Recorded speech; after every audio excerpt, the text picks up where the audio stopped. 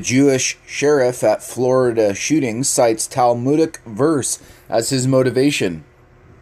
Broward County's first Jewish sheriff, Scott Israel, is leading the response to the school killing.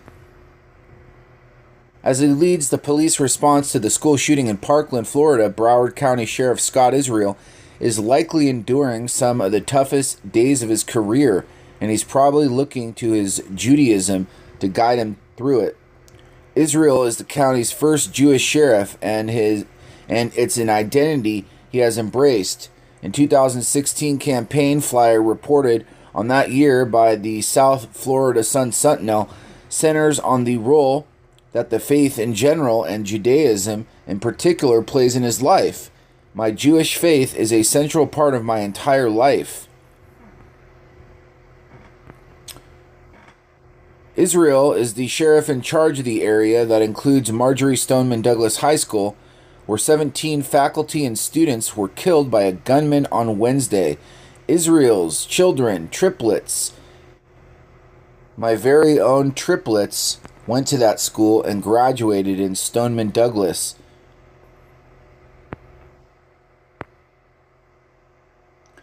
Israel graduated from what now is the State University of New York at Cortland, 77, with a degree in political science, and subsequently took a variety of courses on law enforcement, including a course of study at the FBI National Academy.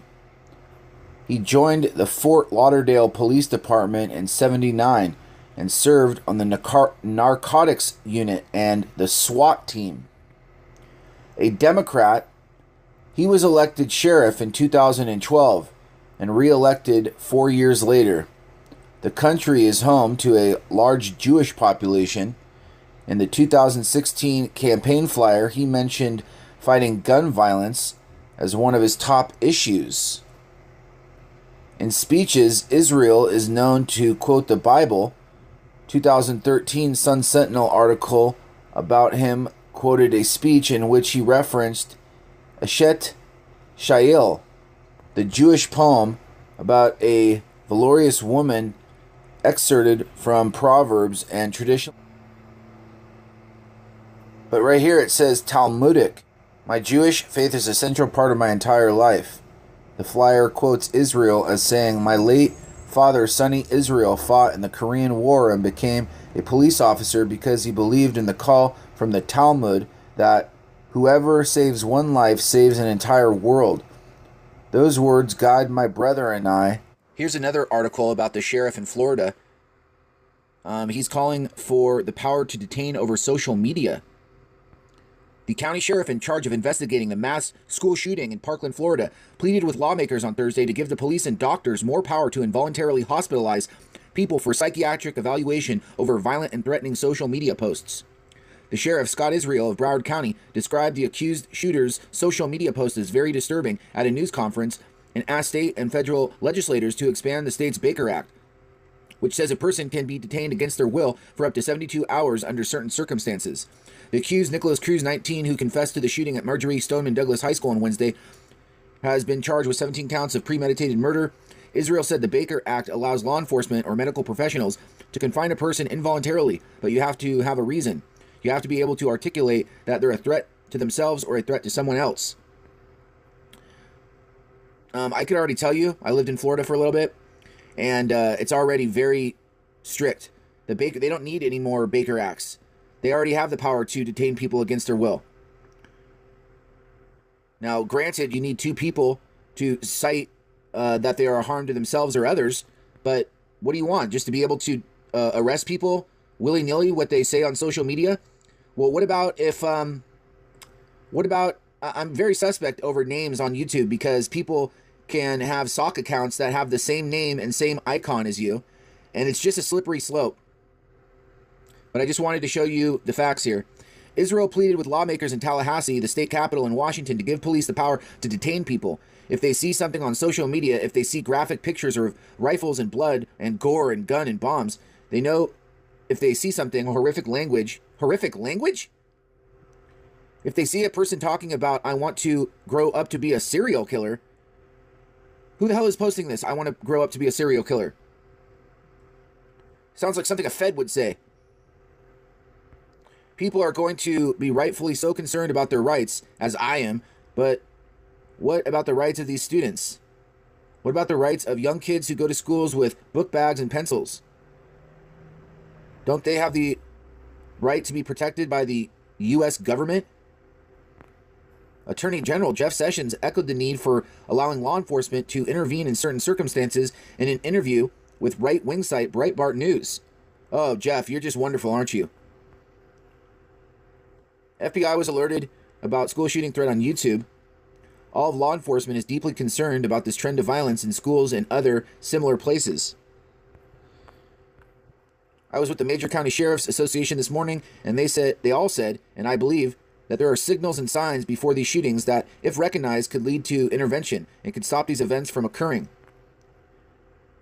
Ann Christie, director of the Baker Act Reporting Center, which collects and analyzes data on involuntary hospitalizations in the state, said there usually has to be evidence of harm, self-harm, or harm to others, or self-neglect, and evidence of mental illness. Christie, an associate professor at the University of South Florida, said, however, that people with mental illnesses have the right to live their lives, and that's why the harm criteria are important. When it crosses a line, when somebody is a harm to themselves or others, their civil liberties can be taken away to protect themselves and protect people in the public. 2017 report on the Baker Act by the center found that there were 194,354 involuntary examinations in fiscal year 2015 through 16, a 3.4% increase from the prior fiscal years and a 33.8% increase from fiscal year 2010 to 11. About half of the involuntary exams were initiated by law enforcement, according to the report. 194,354 involuntary examinations. 194,354 involuntary examinations. 194,354 involuntary examinations.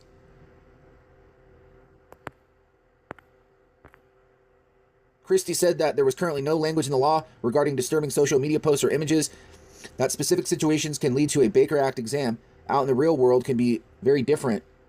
She added that while she understood the point of Israel's request, that's widening the net way wide. We need to develop prevention and alternatives for law enforcement so they don't have to bring youths in. I really get it, but we need to think of these other possibilities because the goal, if you don't want to end up that things get so bad that he has to have a Baker Act exam. She also noted that Florida is a very poorly funded state in terms of mental health. Israel, in an appearance on MSNBC Thursday night, said he was not calling for a law enforcement to become involved just because someone posts a photo of a weapon. Red flags. Red flags. Red flags. I'm talking about being around bombs, possibly blah, blah, blah. No, red flags. We need to do things differently and empower police to help get the people. Nope. I feel strongly about that. Nope, they're trying to use people's emotions. Watch out. Watch out. Red flags. Additionally, YouTube user who used the same name as Cruz was investigated by FBI for a comment boasting about plans to shoot up a school last September. Red flags. There's also people running around Florida that have the same first, middle, and last name as this guy that are completely other people. There seems to be an operation being run here. There's an operation being run. Just look at all this stuff. Don't let emotions. They use emotions against you. Just look at the facts. Look at what's going on. Go with your gut.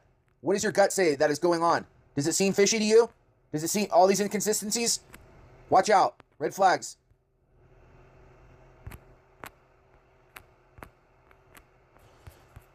Yeah, red flags on this guy.